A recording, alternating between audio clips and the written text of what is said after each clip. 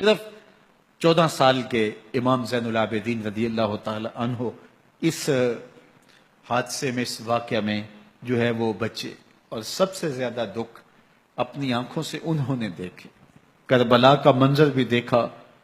کوفے کا دارالعمارہ بھی دیکھا، اور دمشق کا دربار یزید بھی دیکھا، اور پھر یہاں سے مدینے پہنچ کر اہل مدینہ سے جو سامنا ہوا امام زین العابدین نے وہ لمحے بھی دیکھے۔ کہتے ہیں اس واقعہ کربلا کے بعد حضرت امام زین العابدین کبھی ہنسے نہیں تھے۔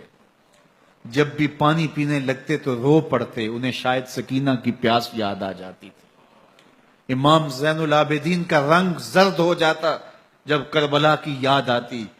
اور بسا اوقات شہر سے وحشت ہونے لگتی